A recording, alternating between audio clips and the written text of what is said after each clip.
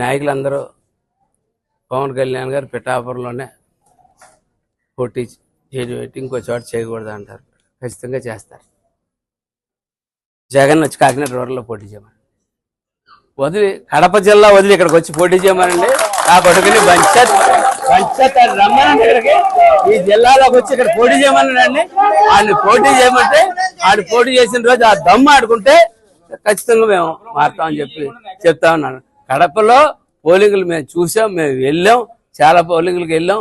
మేము సిద్ధవాడంలో మేము సభ పెట్టుకుంటే అల్లిపోయి అద్దె కుర్చీలు కూడా ఇవ్వడానికి లేకుండా అడ్డు పెట్టేసి బద్వేల నుంచి అద్దె కుర్చీలు తెచ్చుకుని ఆంధ్రప్రభ పేరు మీద టెంట తెచ్చుకుని ఇలా తెచ్చుకుని కాకినాడ నుంచి పాసలు తెచ్చుకుని ఎక్కడో రైల్వే కోడూరు నుంచి పులిహార తెచ్చుకుని అంతలా కట్టడి చేసి అంటే పవన్ కళ్యాణ్ అన్నాడు ఎక్కడ సైట్ ఇవ్వకుండా సైట్ ఇచ్చిన వాళ్ళు ఏడిపిస్తే సిద్ధవాటంలో పట్టుకెళ్ళి మీటింగ్ పెట్టాం.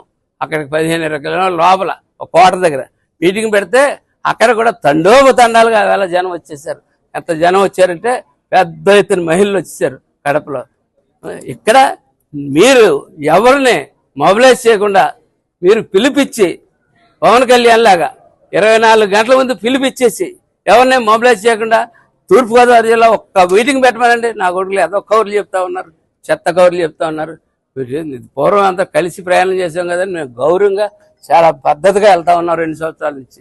కలిసి ప్రయాణం చేసిన నాయకులు సాటి నాయకులు కదా అని చెప్పి మా నాయకుడి మీద బుర్రజల్లాలి. కానీ మా నాయకుడు కానీ మా కార్యకర్తలు కానీ ఎవరి మీద కానీ తప్పుడుగా మాట్లాడడానికి ప్రయత్నం చేసి కుల రంగులు పూర్చడానికి కానీ పూజ చేస్తే మేమేంటో ఇక్కడి నుంచి రోజు పండగే కాసుకోండి. వేళ నుంచి చెప్తా ఉన్నా. వేళ నుంచి అభివృద్ధి సంక్షేమం ప్రతీకారం 3 ఉంటాయని చెప్పి నేను ప్రతి ఒక్కసారి మా అభివృద్ధి సంక్షేమానికి అడ్డొస్తే మటుకు ప్రతీకారం ఉంటుందని చెప్పి ఖచ్చితంగా తెలియజేస్తూ సెలవు తీసుకుంటాను.